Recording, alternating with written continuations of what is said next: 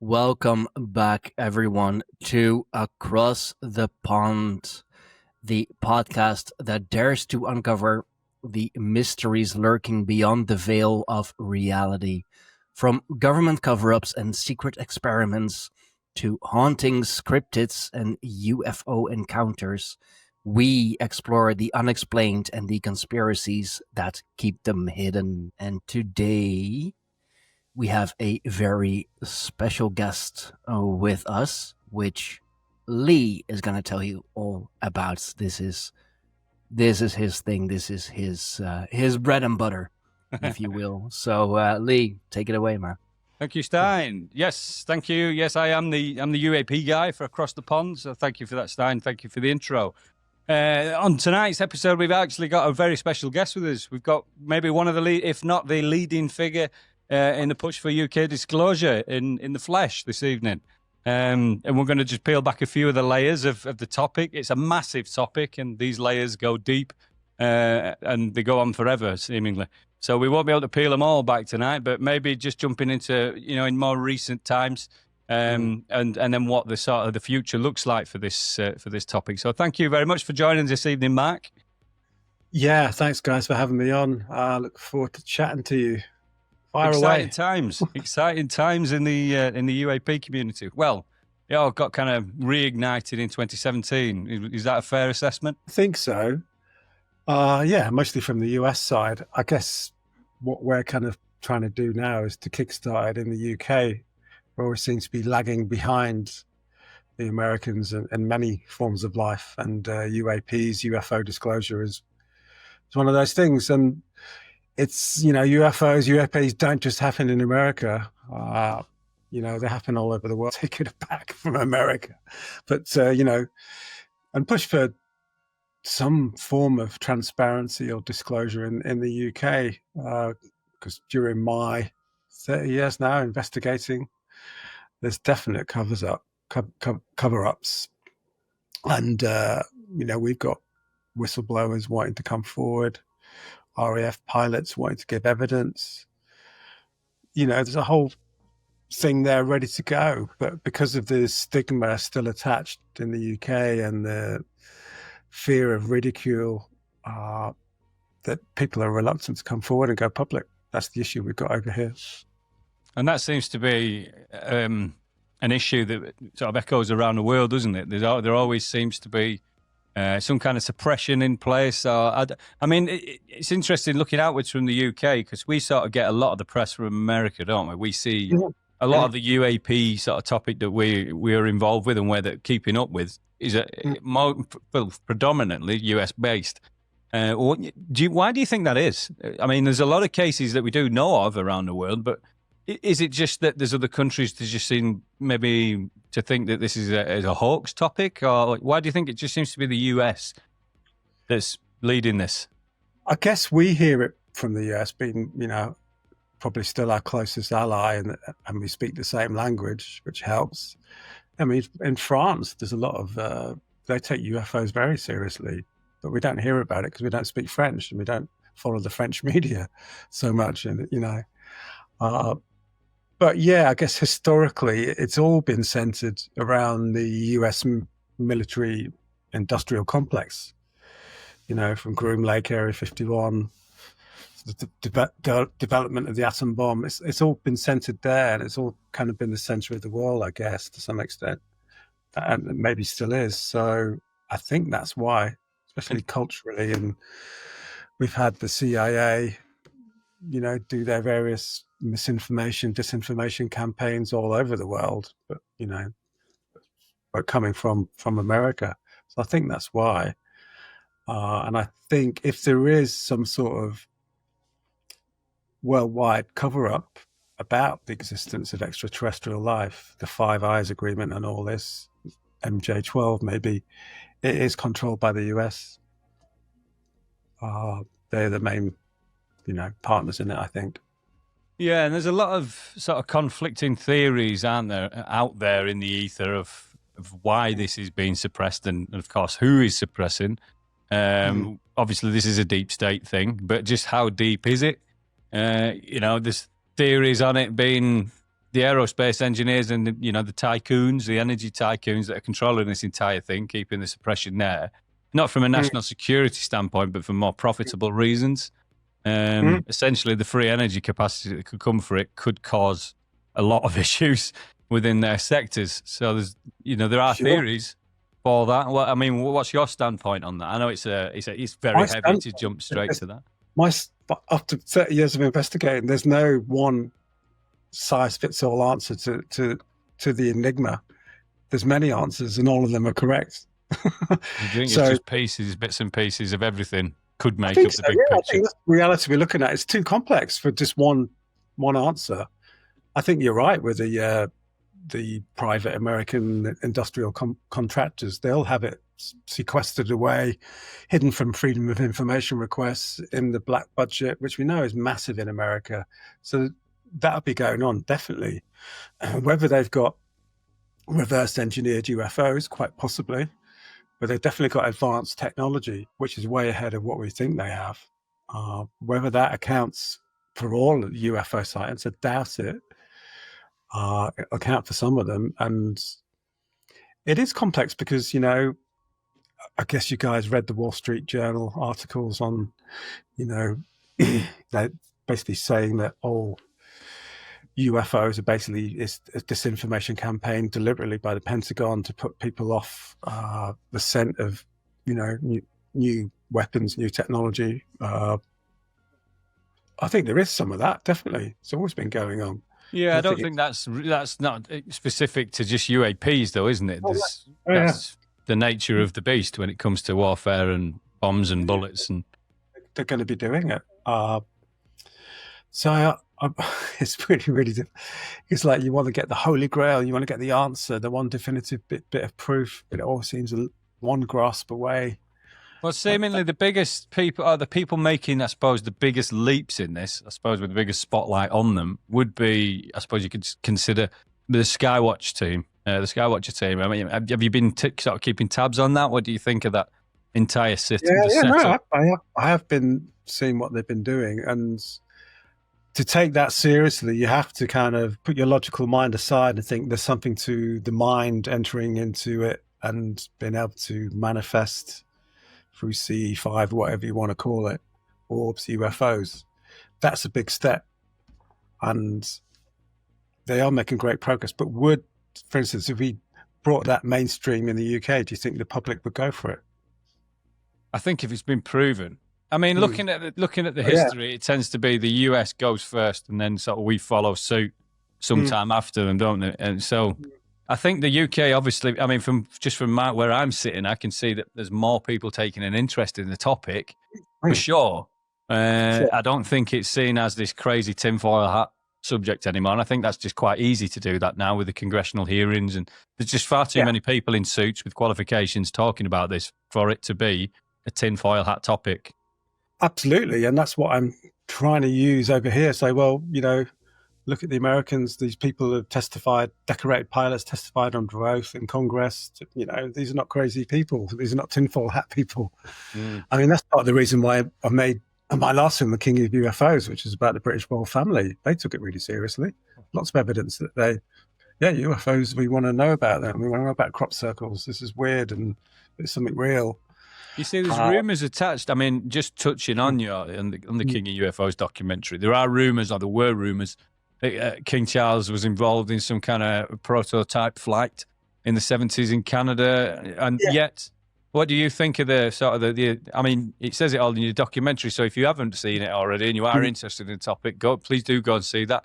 The King of UFOs. It's on Prime, isn't it? That one, I'm sure. It is, yeah. I mean, that's an interesting story because I already had the kind of backbone of the film, which was Mountbatten's interest, and then Prince Philip, Flying Saucer Review, his encounter nearly with an alien called Janus, and all these great, fascinating tidbits.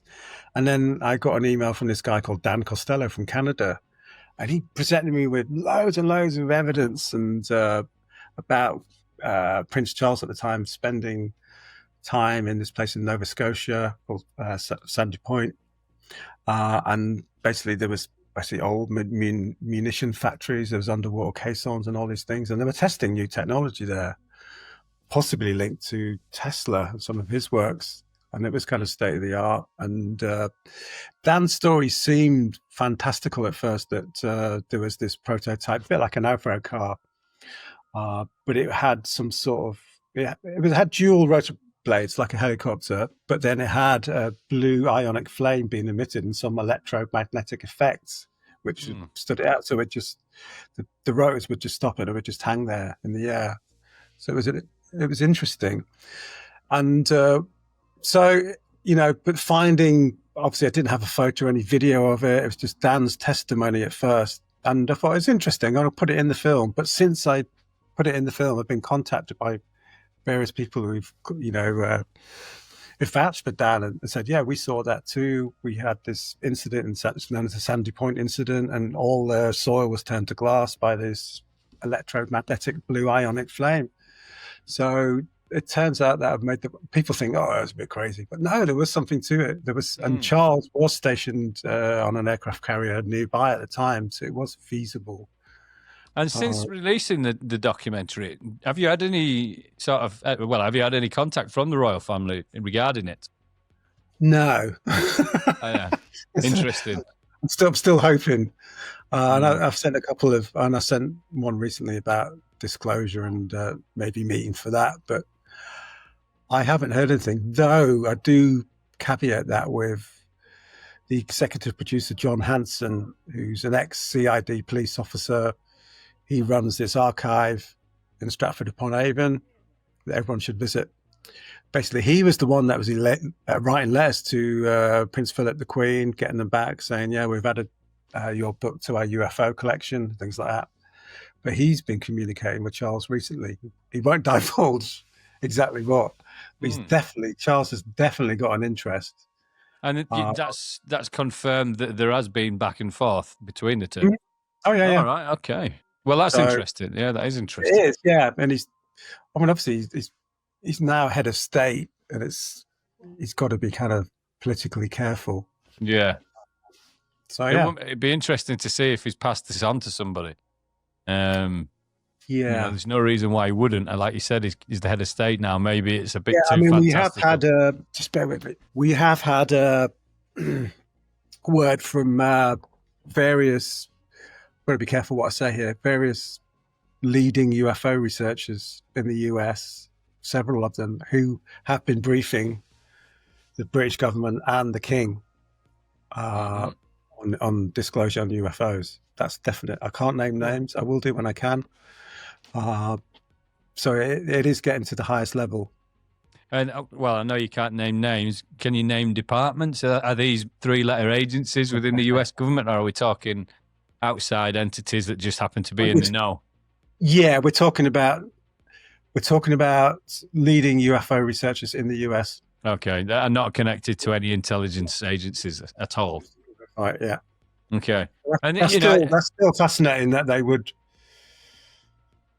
talk to these people. What I find? I even more find it fascinating is that it's the leading UFO researchers that are the ones trying to get involved with the UK government and speak to officials. Why isn't it departments like Arrow and OSAP and even the FBI's new? Well, I say new. Apparently they've been investigating it for years as well. Why is there no sort of intelligence sharing, as it were, considering the fact that we've been allies for a number of years? They've got high security bases here and vice versa. Oh, there has to think so, wouldn't you? I mean, there has to be. Maybe it is. We just don't know. I mean, because my latest film about the Rendlesham UFO case in 1980, that was a joint US-UK airbase, and there was a joint cover-up by both the UK and US military. That's definite. So, I went to speak to Gary Heseltine about that the other week, actually. I went and met him in Pontefract. He was promoting his new book, so I went across to speak to him. And obviously he's added a lot more meat to the bones from his initial investigation. And I tell you, I took my dad with me, actually. Right, yeah. Well, stepdad. I took him with me because just for an interest piece, just because we had naught to do, so he came along with. And we went, and he sat there and he listened to him. And the thing that really resonated between from my dad was the fact that Gary's not a kook. He's clearly not a kook. This is Yeah, a yeah, man no. that's, he works his Ex-police, yeah, yeah. evidential base. Yeah. He works things on fact. He's a detective. He's had, there's no, and the way that he spoke and he handled himself as well was really good during the speak, in the fact that, again, it came across, he's very evidence based. Everything he said was very analytical, and it changed everything for the stepdad. It changed everything for him. And now his mind is just, he says he's not been able to sleep a wink all week. He says he never even gave this a second thought, this topic. So that is great. This is the level of the man that also carried out the investigation on the Rendlesham incident. Just to add some, add a lot more sort of credibility to the story for anybody that doesn't know about that one yet. Yeah, no, thanks. Gary is a very credible person, and that these are the sort of people we need to push for UFO disclosure in the UK. And it's difficult, isn't it? Because, we go on social media and we see lots of different theories and things like that. And it's very easy to, like Nick Pope alluded to it the other week about going down the paranormal rabbit hole. Because there is this element, I think, which is a bit woo-woo about UFOs. And I'm a big kind of fan of the work of John Keel and Jacques Vallée.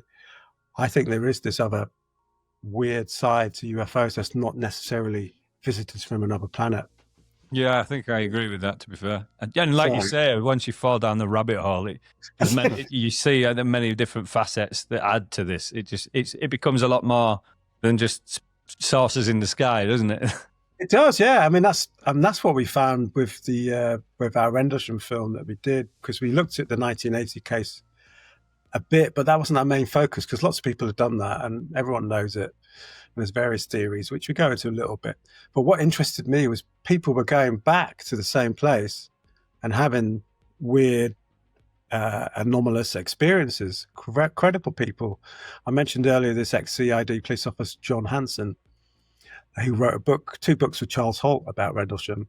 He went back to Rendlesham, and they were doing CE5 before it was called CE5. It was basically getting a bunch of friends together, sitting quietly in the woods, maybe meditating a little bit, and seeing what happens. And he showed me videos. There's a UFO appears. It's in the film. Comes out of nowhere. There's orbs. There's these really weird kind of rod things in the sky. Photograph. And then the weirdest of all, there was these stones that would just drop down out of the sky from nowhere. Ports is the technical term. And this is a no nonsense, brummy, a bit like Gary Heseltine, ex-CID detective. He deals with facts.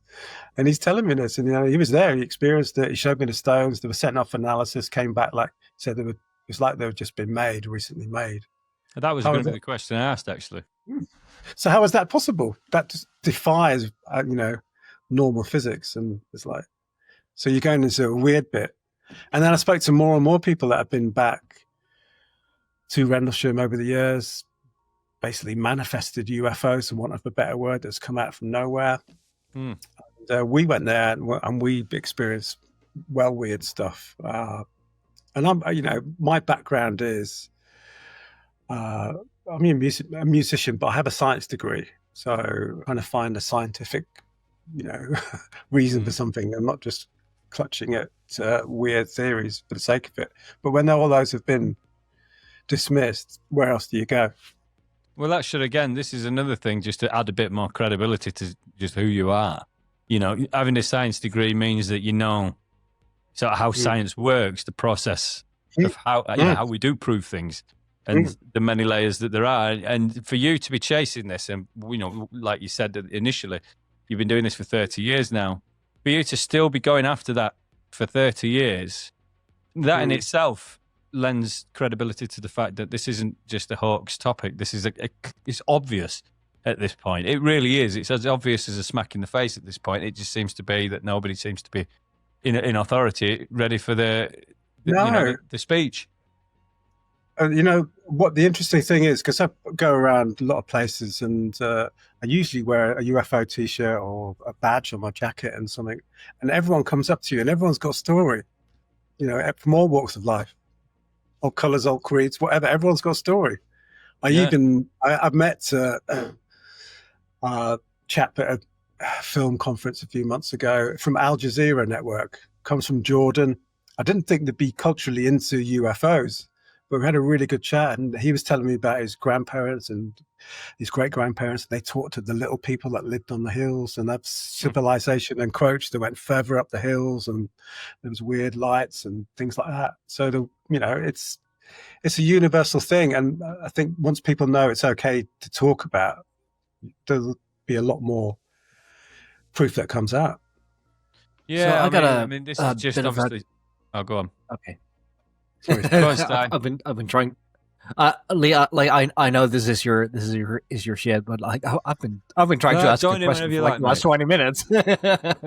So with your background as a scientist, and you also recognize that it is kind of woo woo, like you're talking about manifestation and all that, which is like right up my alley. With the size of the black budgets that we meant and these secret projects that are most definitely going on, the recent, well, let's say, increase in UAP phenomenon, how many, in your opinion, how many of those crafts are let's say black budget crafts, and how many are indeed something outer worldly, inner worldly, outer dimensional, perhaps even? Like, what do you think it is? Like, I mean, if they're secret crafts, like, is it kind of 50-50? I'm curious. Yeah, that's a really, really, really, really good question. And really difficult to answer. I don't know. I'm not going to make things up. I don't know. I think there's definitely man-made stuff, and I think Rendlesham might be edging towards that way a little bit. In terms, I'll go into that in a little bit, but I mean, it's definitely with the Skywatch, Jake Barber, and all the C5 things, that is out there. I don't think it's something physical craft. I know people do think that. I think there's something coming from another, possibly dimension, which does sound out there. So you got that. You got the black budget crafts, and do we have the least likely one, in my opinion, scientifically, is having extraterrestrial spacecraft coming from billions of light years away. That makes no sense to me. No. Size of the planet, unless if you go into the Anunnaki and all that, unless you think that life here has been created or hybridized, then that makes sense, I guess. Yeah, I mean, there's like, a lot of theories, isn't it? It's fun yeah, to the whole timeline thing is one of the things that kind of puts me off. It's like, they come from millions of light years away, which means that they would see our planet as it was, all those millions of years ago. Like, even like 65 million years ago, they'd still see the dinosaurs roaming around. What's interesting about freaking dinosaurs for a highly intelligent, technological, advanced civilization? Just like a bunch of big ass lizards. Good point. Yeah. See, I tend to think that if we break in the ability to move faster than the speed of light and come from somewhere that is potentially billions of light years away, in its very sense of how you move an object from there to there or via the speed of light, means that you have to move through space and time. So the theory is it's not just linear, is it? That there's layers to it. Right. So it's not a case of going there to there. It'll be a jump from one place to the other. Which I suppose you start talking about maybe wormholes or portals or just the very nature of moving through the fabric of space and time itself. There are theories around that's the case. Maybe it isn't just a case of just heading in a direction as fast as you can. Yeah, let's not forget that Steven Spielberg, of all people, thinks that the grey aliens are time travelers. It's us from the future. Well, yeah, that is a theory that I'm very familiar with. A lot of theosophical scholars. Oh, right, will speak about that theory, like the little grey aliens. It's humans. But we went like down the like the simulacra timeline, the merging with man with technology. That's why there are so incredibly intelligent because they have they went just down the brain route, if you will. And that's why their skin is gray, because they have like really no humanity left. And they're probing us and kind of coming back to us because I don't know, like trying to figure out how they can undo it. There's or something. I don't know. Yeah, they need something that we've got that they've lost. Yeah, there's all kinds of theories. Well, there's other things on theories with the Eisenhower making a deal with them in the 50s, and so they could abduct a certain number of money a year in order for the exchange of technology. And then, would you believe it?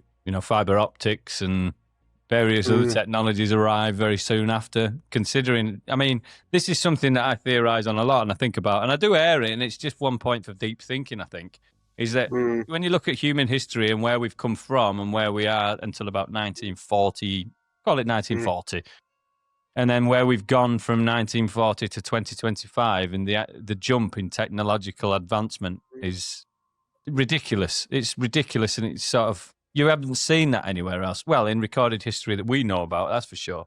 Not including technologies that may have been or may or not been used in previous civilizations, but it does beg a question, doesn't it? Could it have happened? Could there have been that exchange?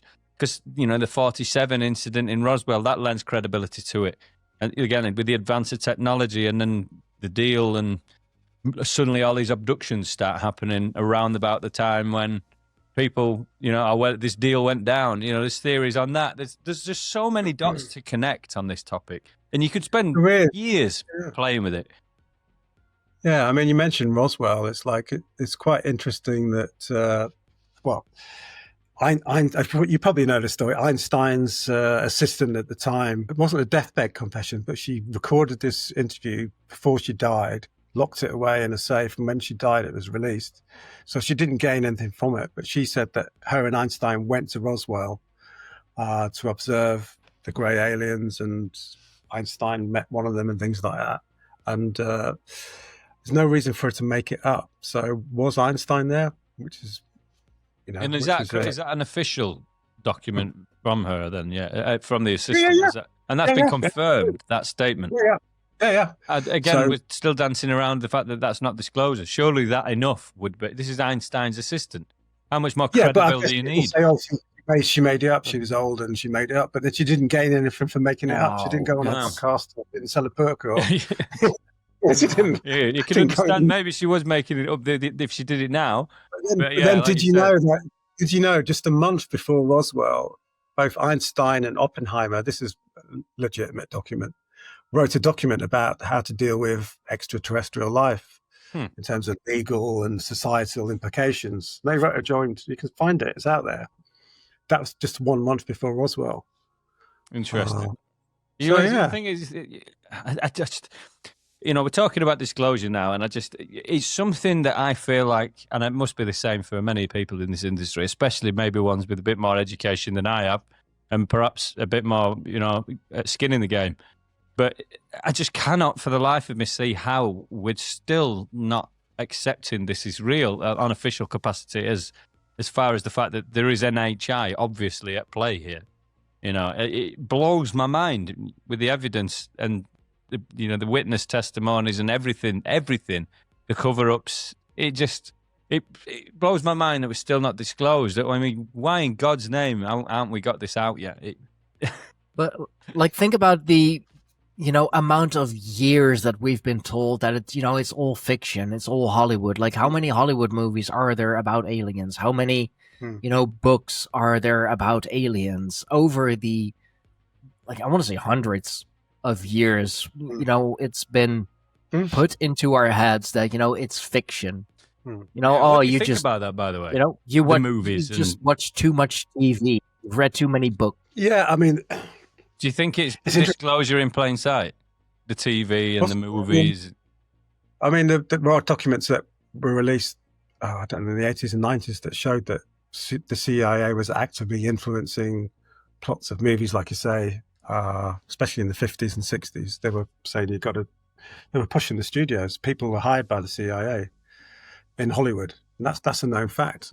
So you assume it's probably still going on to some extent. I mean, you get called a conspiracy theorist for that, but then they'll release files 20, 30 years later that'll prove that you were exactly. so, That's the thing, yeah.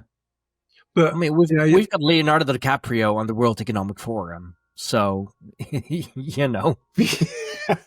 Yeah, that's a different conversation, I think. But yeah. No, but you know, like CIA, Hollywood, you know, it's all connected. So it's you know, well, if you're going to be pushing psyops, doing it via the Hollywood, considering it, you know, film and TV, it just makes sense, doesn't it? So it's obvious.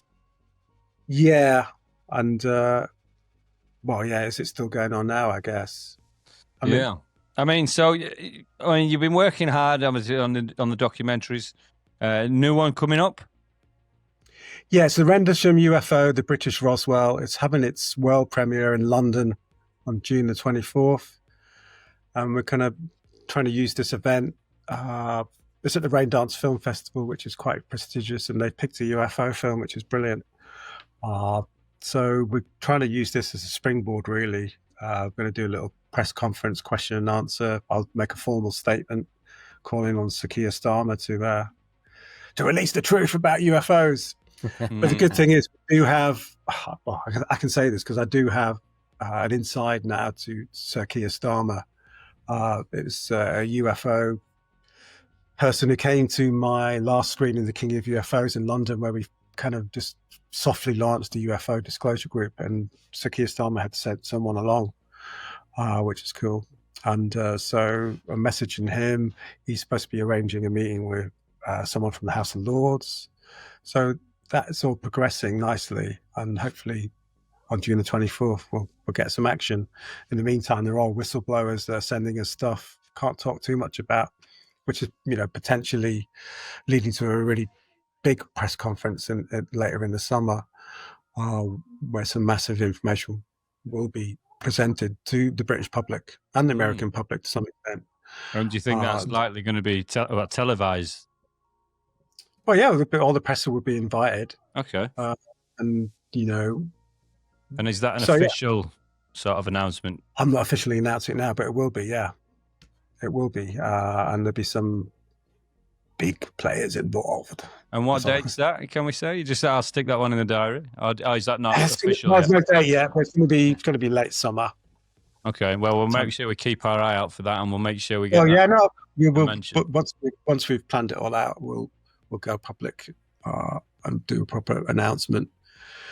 So, because there's a great bunch of UFO investigators in the UK coming from grassroots level, from social media like TikTok, and doing great work. And, you know, we're getting hundreds of people each week sending us, you know, information, videos, evidence.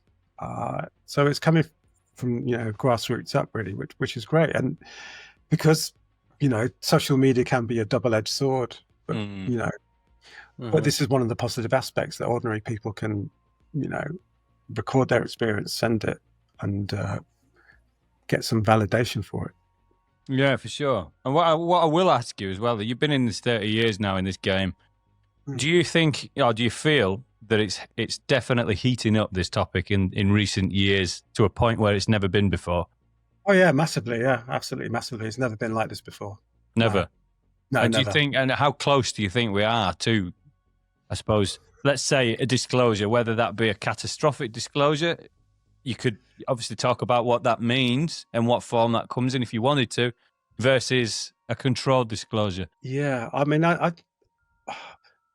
we talk about this disclosure coming. I mean, I guess we expect the government, the Prime Minister, President Trump, to make a formal announcement saying we are not alone and these are them. And I don't think that will happen. Yeah, catastrophic disclosure. I mean, I think Trump would love it, though, wouldn't he? But, so we are the greatest planet, but these are our greatest friends. Because yeah, we have the best relation. You can just see it, but yeah. This would never have happened if I'd have been president. Yeah, that as well. But, or he's just gonna he's gonna claim it. You know, he's gonna take the credit for it. Fault, you know, I built these friendships because of me. These are the best aliens that there are. But the trouble is, he has to do something, because he courted the UFO vote in the US and kind of anti-establishment a little bit. Somewhat piggybacking RFK politically, and then he hasn't really. Okay, he's released the JFK files, some of them, and the Bobby Kennedy and MLK files, but then UFO Epstein is still to come, I guess. And do you think they will come? Or do you, I mean, you can obviously understand why maybe they've taken a lot longer than the JFK. There's more than one case to deal with. I can imagine the paper trail for both of these, Epstein and the UFOs, are massive. I don't think either. You don't think we'll see the light of day on either? No. I mean, you were talking about catastrophic disclosure. I always get confused about what that means. Can you explain it? To me, in the way I would perceive a catastrophic disclosure is if NHI were the ones that made the move. Fair enough.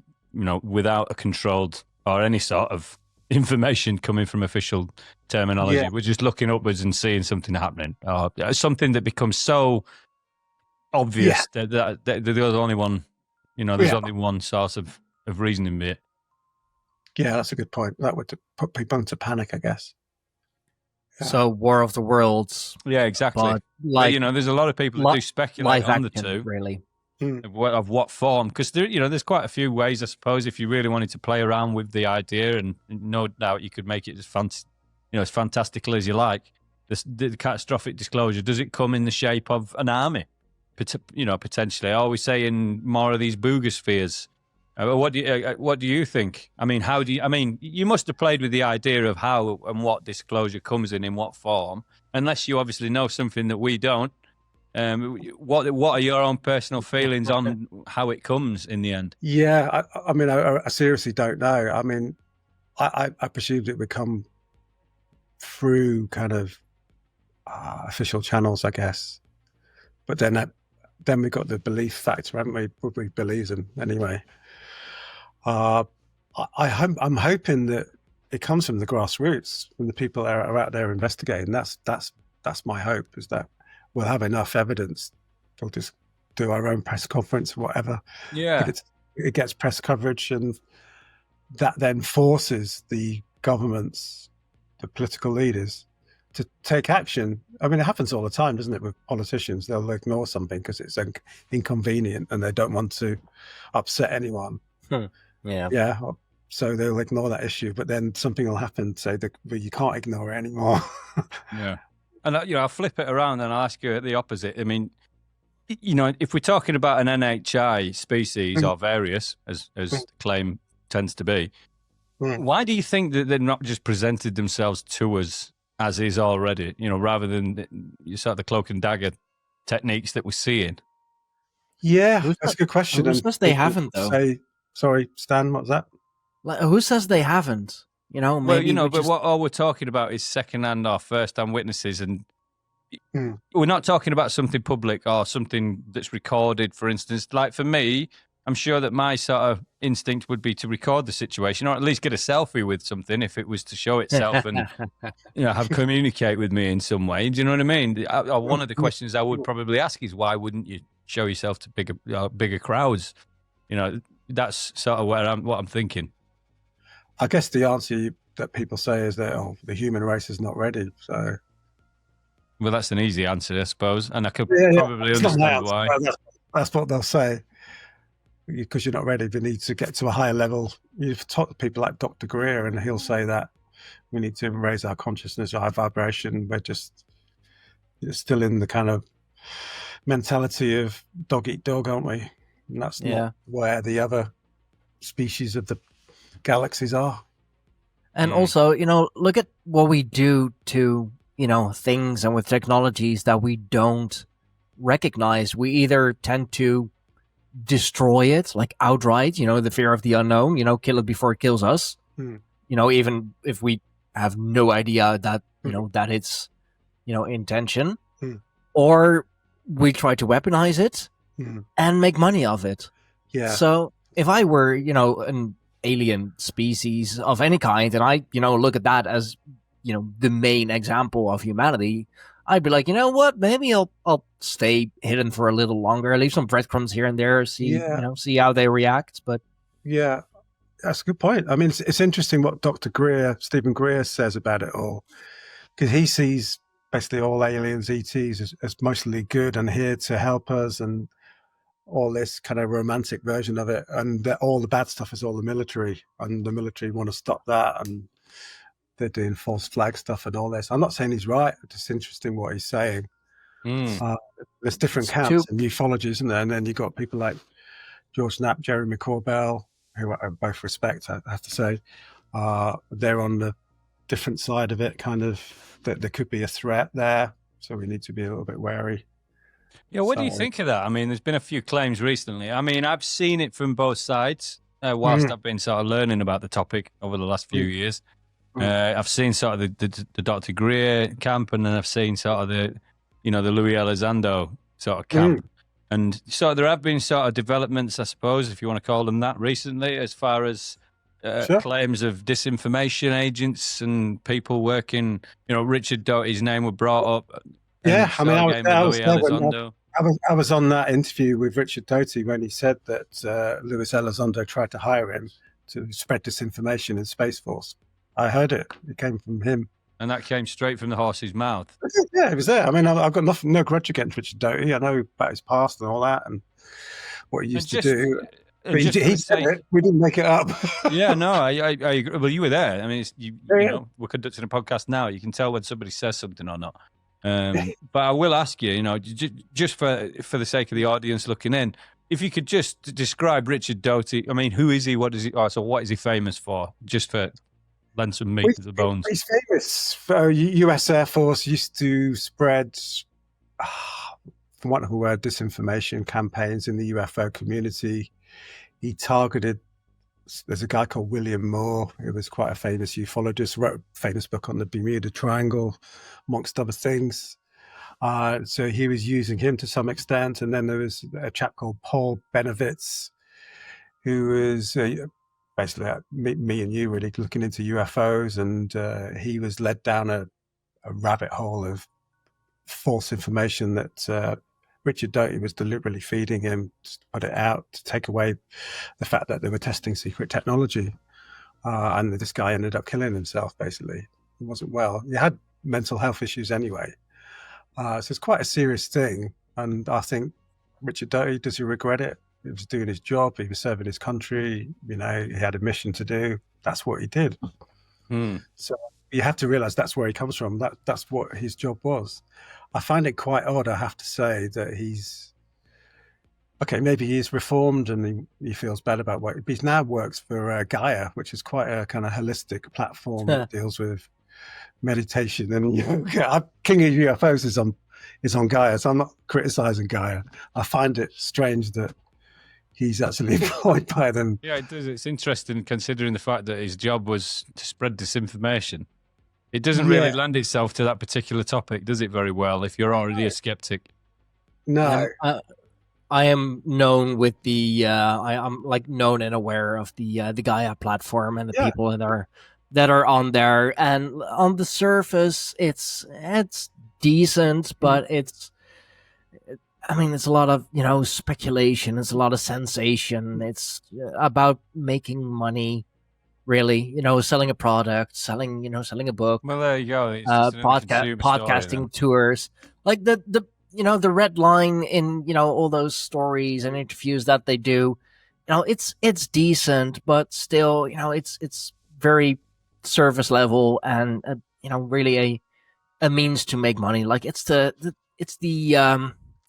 what is it, like the same kind of History Channel, Ancient Aliens kind of crowd. It's very sensational, a lot of fluff, little substance. You say that, right? I mean, this is a different topic and probably a different podcast episode in itself. But some of the Big Tepe thing, I mean, that came true, right? I mean, that's been confirmed as pretty old. That's why I say little substance, not no substance at all. Like there is good stuff. But absolutely. But sorry to interrupt. You know what's interesting? You talk about the Booger spheres. I think they're fake. My gut reaction is there's some sort of really, really good, very clever, maybe CIA hoax. Giorgio Tsoukalos from Ancient Aliens, he went on the record straight away saying, "Ha ha ha! This is all rubbish. This is all fake. This is the man from Ancient Aliens. If he thinks it's a fake, You know, I love Giorgio, but if he thinks it's fake, he went straight out there. And Hammy Masson's involved, which is always a bit of a red flag. Well, yeah, he's been known with a hoax before in the past, hasn't he? He has. Yeah, that's a little bit of a red flag, like you say. What do you make of the other ones, though? I mean, it's not just, obviously, we got the Boogosphere in Colombia, but then there's the one in Belfast, there's the one in Manchester Airport. Yeah. Either we're dealing with some sort of unknown technology that, because I did an interview last week, I think, with one of the newspapers about crop circles again, and especially in the UK, they all seem to be formed mostly in Wiltshire, Salisbury area, Salisbury Plain, big MOD area. So I was thinking, and I've got a couple of videos where you see orbs above them.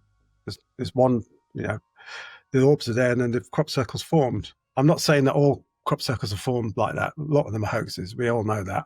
But so there's definitely these orbs, these boogospheres, you can call them. There's the same sort of thing that's seen creating crop circles on nearby afterwards. So are we dealing with some sort of secret tech that's been tested?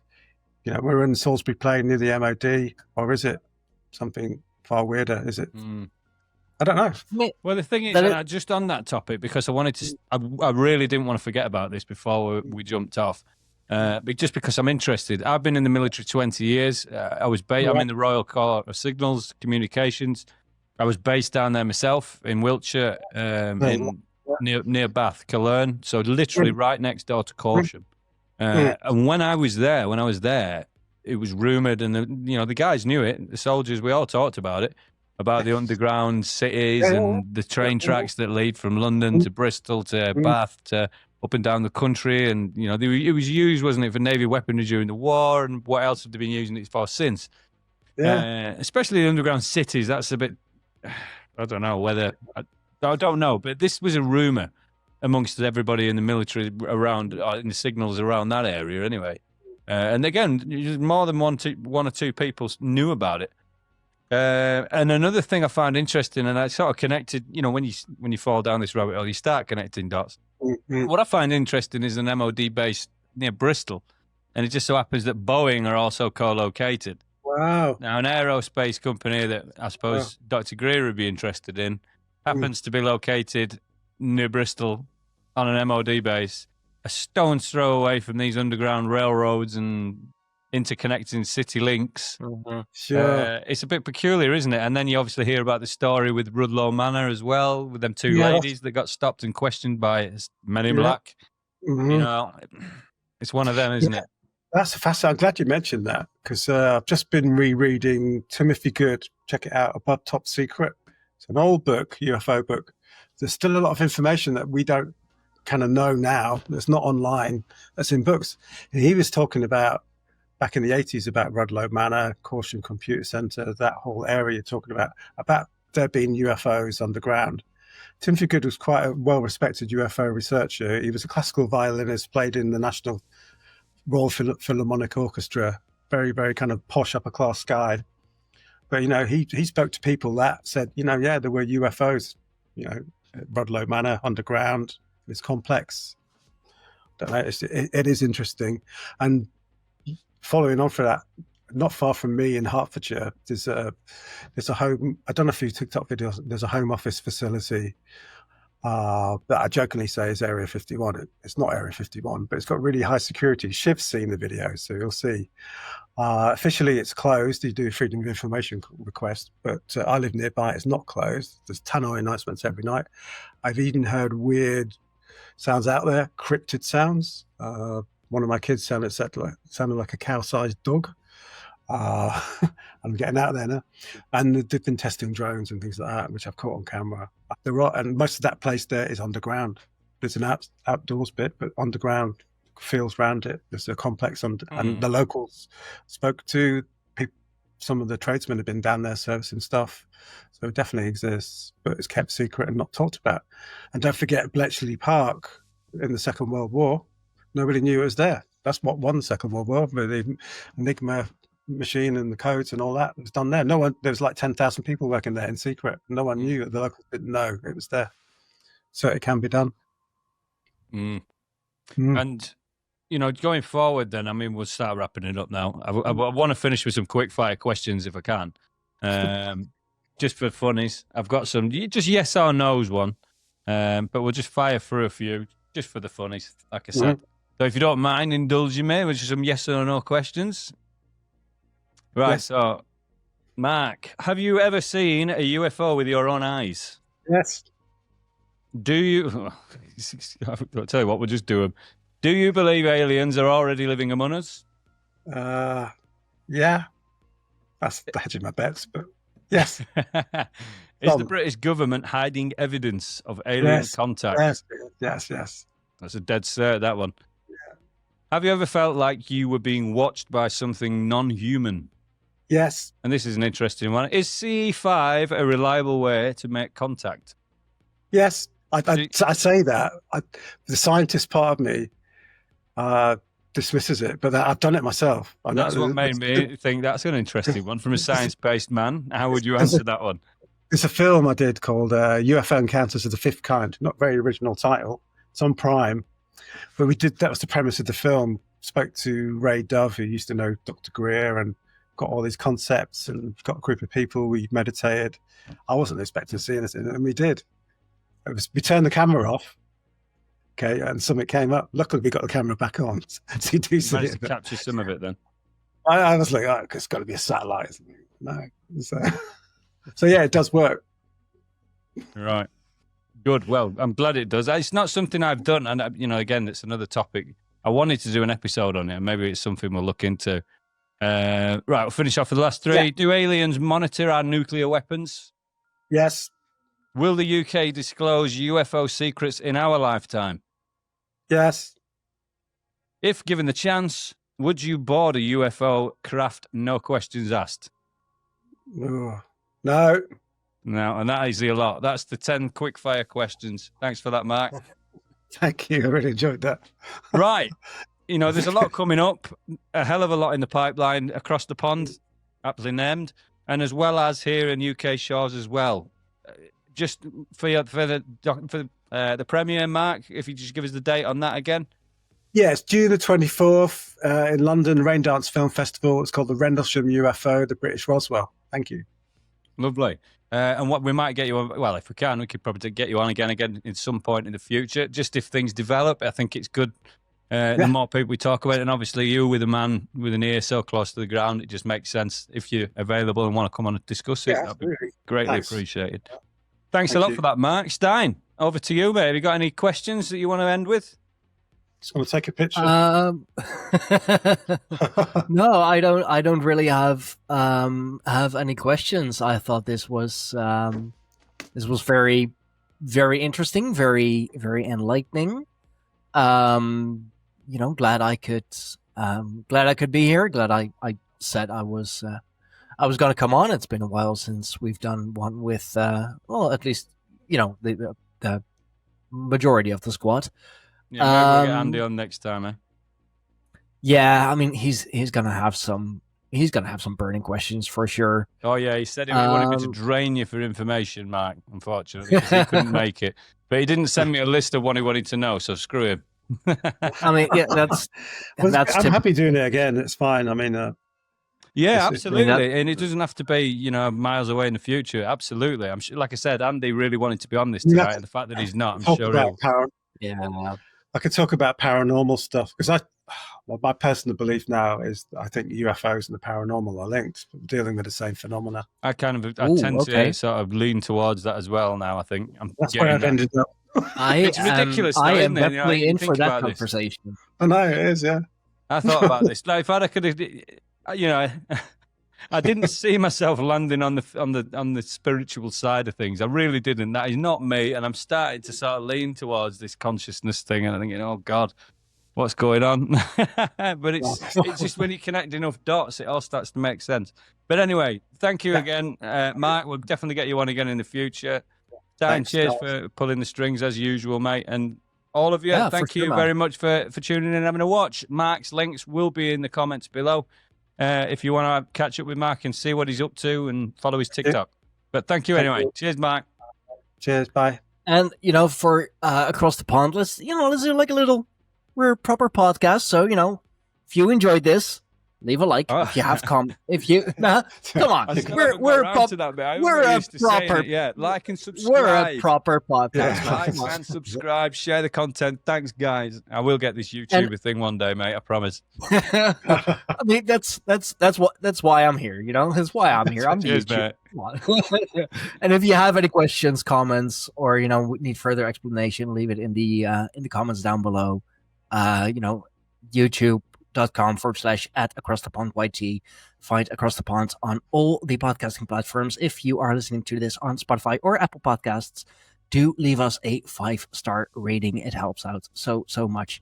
Thank you all. This is proper plugging. This is how we do it. Thank you, Mark. Thank you, Lee. We'll see you all. Talk to you all next time. Bye-bye.